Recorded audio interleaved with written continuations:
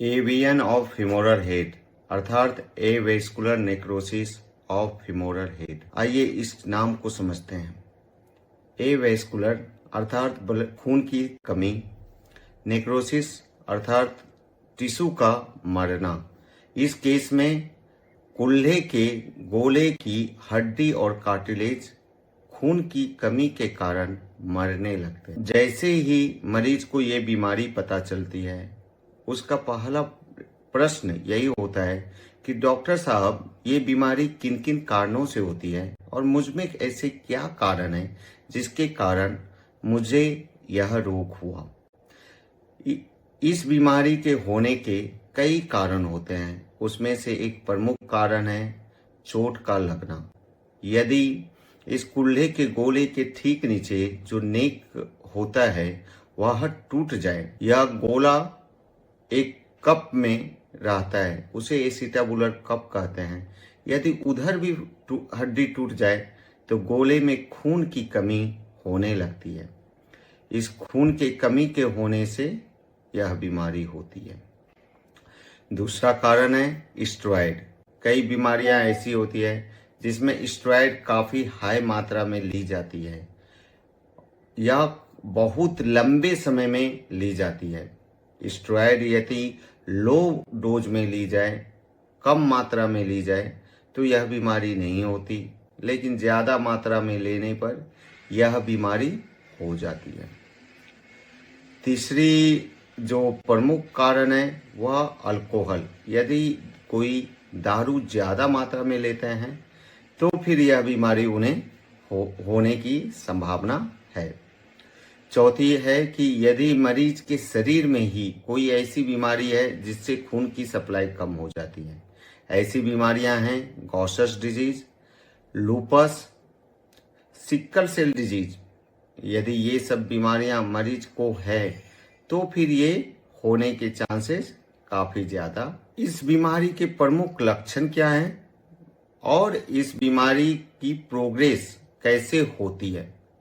शुरुआत में मरीज को दर्द होता है क्योंकि खून की कमी होती है गोले में, और कुल्हे के गोले में खून की कमी हो जाने से हड्डी मरने लगती है, जिससे मरीज को दर्द का एहसास होता है। शुरुआत में यह दर्द कभी कभार होता है और कुछ मरीजों को यह दर्द कुल्हे में नहीं होता, बल्कि यह दर्द जांघ के आगे के हिस्से में या घुटने में या फिर कमर के साइड में भी होता है। इसलिए कुछ मरीजों में इस बीमारी का पता काफी लेट, साल 2 साल के बाद। जब यह बीमारी थोड़ी और बढ़ती है, हड्डी के अंतिम सिरे जो जोड़ को बनाते हैं उस पे एक चिकनी परत होती है, उसे कहते हैं कार्टिलेज।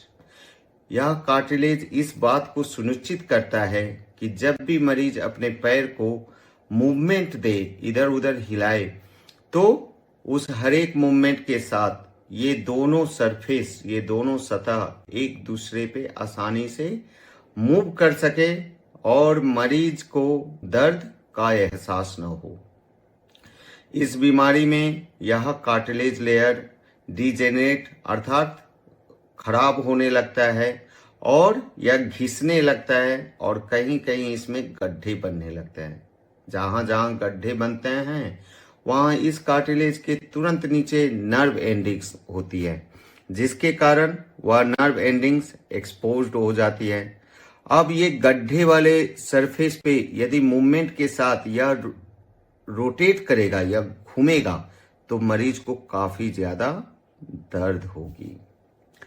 तो यह दर्द बढ़ने लगती है और बीमारी बढ़ने पे गोले की आकृति कम होने लगती है, उसकी ऊंचाई कम होने लगती है।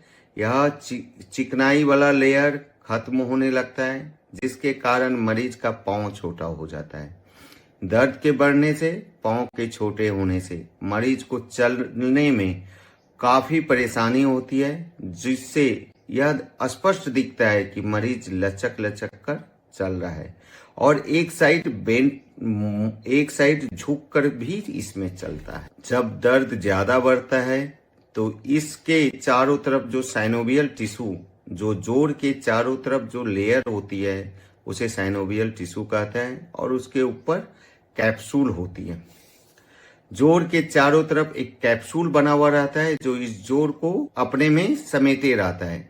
जब बीमारी ज्यादा बढ़ती है तो यह कैप्सूल मोटा हो जाता है और जोड़ों से चिपक जाता है, जिसके कारण मरीज का कुल्हे पे मूवमेंट काफी कम हो जाता है और पैर में बहुत ज्यादा मूवमेंट नहीं होती। मरीज को चुकू मुकू मारने में अर्थात इंडियन टॉयलेट में सुबह सुबह इंडियन टॉयलेट में बैठने में काफी तकलीफ होती है और करीब करीब वह नहीं बैठ पाता, पालथी नहीं मार पाता। पालथी अर्थात आसन मारना या सिटिंग क्रॉस लेग वह नहीं कर पाता। तो इसका उपाय क्या है कि कई सारे उपाय हैं, सर्जिकल भी हैं, परंतु हम लोग अपने इसका उपाय क्या है, जब यह बीमारी हो जाए तो इसमें हर एक प्रयास गोले को बचाने का करना चाहिए, क्योंकि यह मरीज का अपना प्राकृतिक कुल्हा है और यह अगर बच जाता है तो फिर लाइफ टाइम उसके लिए बहुत अच्छा होता है। इसको बचाने के लिए ओजोन थेरेपी की जाती है। जैसे ही कोई नई थेरेपी की बात होती है, मरीज के दिमाग में तुरंत यह प्रश्न उठता है और उठने भी चाहिए कि डॉक्टर साहब, जो आप यह थेरेपी बता रहे हैं इस पे कोई रिसर्च हुई है क्या, या किसी किताब में लिखी हुई है क्या? तो इसका जवाब है हाँ, बिल्कुल इस पे रिसर्च हुई है। इंडियन डॉक्टर्स की एक टीम ने अपना पेपर पब्लिश्ड भी किया हुआ है और इसमें यह स्पष्ट लिखा हुआ है, उन्होंने 36 पेशेंट्स में एक्सपेरिमेंट किए, उसमें से 33 पेशेंट्स जो स्टडी के अंतिम तक बने रहे वो बिल्कुल सही थे और उन्होंने स्टेज 2, स्टेज 3, स्टेज 4 तीनों तरह के पेशेंट्स पे अपना ये थेरेपी दिया और रिजल्ट्स काफी संतोषजनक रहे। भारत के बाहर भी कई बार ये थेरेपी इस बीमारी में रिसर्च की गई और यह पाया गया कि यह थेरेपी काफी कारगर है और इससे जो कुल्हे का गोला गल रहा है वह वापस बन जा रहा है। उसमें से कुछ रिसर्च का लिंक हमने वीडियो के डिस्क्रिप्शन में दिया हुआ है, आप चाहे तो जाकर पढ़ सकते हैं और यह इजीली इंटरनेट पे अवेलेबल है। इस थेरेपी में हम करते क्या है? इस थेरेपी में हम 3 प्रमुख चीजें करते हैं। पहली चीज है हाइड्रोजोन गैसियस आर्थ्रोडायस्टेसिस, दूसरी चीज है ओजोन ऑटो हीमोथेरेपी और तीसरी चीज है लो डोज डीमार्ड और ड्रग रेजिम। आइए अब विस्तार से समझते हैं इन तीनों चीजों को। तो पहली चीज है ओजोन गैसियस आर्थ्रोडायस्टेसिस। अब तक बार बार ओजोन सुनते हुए मन में ये ख्याल जरूर आता है कि यह ओजोन क्या है। ओजोन हमारे वातावरण का सबसे ऊपर का लेयर है जो सूर्य की हानिकारक किरणों को हम तक पहुंचने से बचाता है। जब भी आकाश में बिजली चमकती है तो उसकी ऊर्जा से ऑक्सीजन ओजोन में परिवर्तित हो जाता है। यह ओजोन बारिश की पानी में घुलकर हम सभी पर, पेड़ पौधों पर, सब पर गिरता है। इसलिए बारिश की पानी के बाद आपको पेड़ पौधे ज्यादा रंगीन, ज्यादा हरे भरे, ज्यादा फूल चमकते हुए दिखते हैं। तो ओजोन को हम लोग सालों से बारिश के पानी के कारण हम लोगों के शरीर पर गिरता है और यह काफी नेचुरल है, परंतु यह जैसे ही वातावरण में आता है यह बहुत जल्दी ऑक्सीजन में तब्दील हो जाता है। इसलिए ओजोन नीचे के लेयर्स में बहुत देर तक नहीं रह सकता। इस ओजोन का क्या कोई और यूज भी हो रहा है? यस, आजकल कितने वेजिटेबल क्लींसर मार्केट में हैं जिससे वेजिटेबल्स जो हम लोग सब्जियां खाते हैं उसे घर में आप पानी में डाल करके ओजोन का ट्रीटमेंट करने पर उसमें जो पेस्टिसाइड, जो केमिकल्स हैं वो काफी मात्रा में न्यूट्रलाइज हो जाते हैं और खाने योग्य सब्जी हो जाते हैं। तो यह पेस्टिसाइड से, इंसेक्टिसाइड से सब्जियों को साफ करने में हेल्प करता है। मार्केट में ओजोनाइज्ड वाटर यानी पानी में ओजोन मिला हुआ पानी आ रहा है और यह अच्छा महंगा है। ओजोनाइज्ड ऑयल भी आ रहा है जिसे लोग चेहरे पे क्रीम की तरह लगा रहे हैं और यह त्वचा के लिए काफी अच्छी है। तो ओजोन का यूज कई सारी जगहों पर पहले से ही हो रहा है और हम लोग इसे एवियन में कर रहे हैं। जब इसी ओजोन को हम लोग क्लिनिक में मशीन के द्वारा बनाते हैं और बनाने के तुरंत बाद, क्योंकि यह कुछ देर बाद नष्ट हो जाता है या अपने आप ऑक्सीजन में चेंज हो जाता है, इसलिए बनाने के तुरंत बाद मरीज के कुल्हे के जोड़ में इसे इंजेक्ट किया जाता है।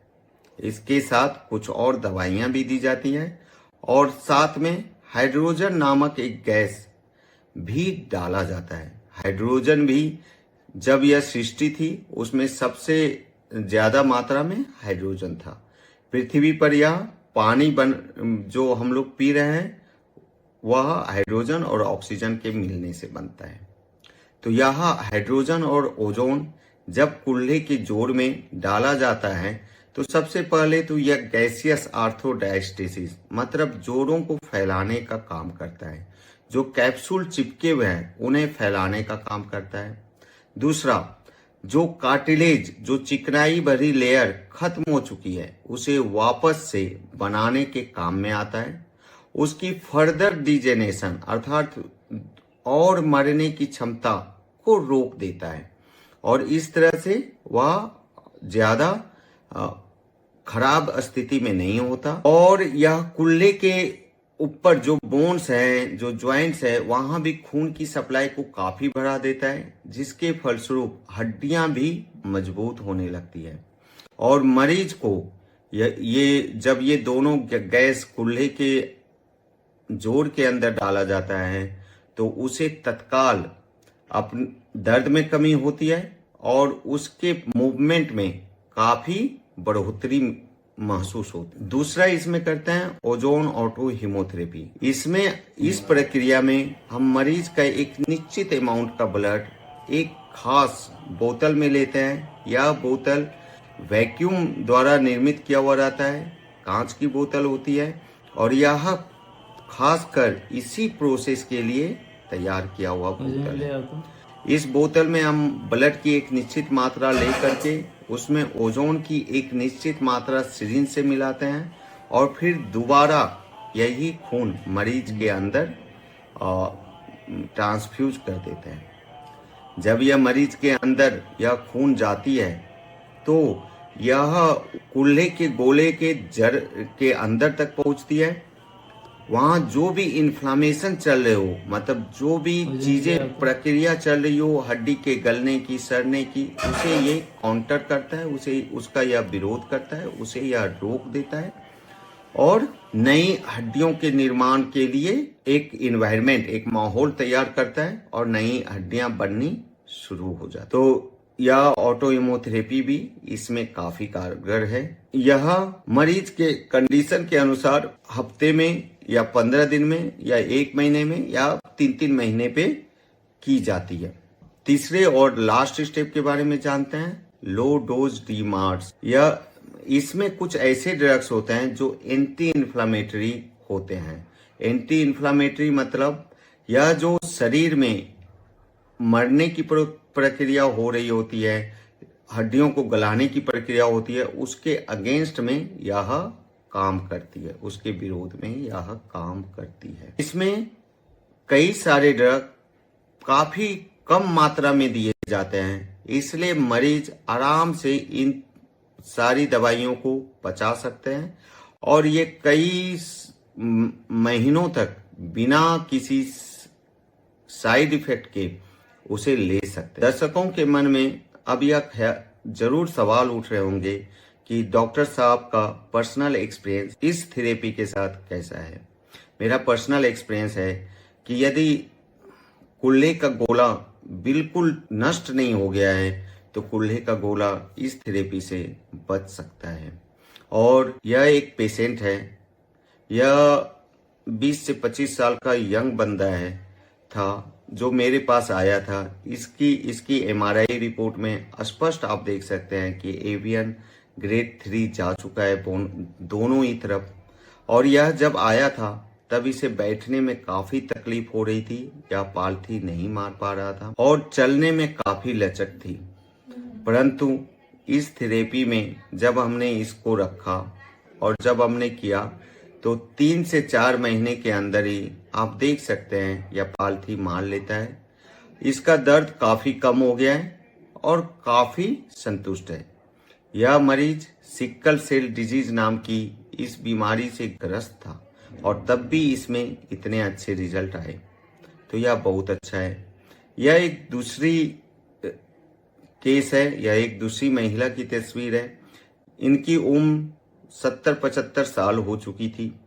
इनके दोनों कुल्हे में गड़बड़ी थी और दर्द भी काफी था और साथ में कमर में भी दर्द था, तो इनका कुल्हा चेंज करना संभव नहीं था। जब हमने यह इंजेक्शन दिया, आप क्लियरली देख सकते हैं कि ज्वाइंट फैल गए और ज्वाइंट फैलने की वजह से इनका दर्द काफी कम हो गया और ये काफी तो जो भी मरीज इस तरह के रोग से ग्रस्त हैं, इस थेरेपी से लाभ उठाएं और अपने तो जो भी मरीज इस तरह के रोग से ग्रस्त हैं, इस थेरेपी से लाभ उठाएं और अपने कुल्हे के गोले को सुरक्षित रखें, स्वस्थ बने और सुखी रहें। धन्यवाद।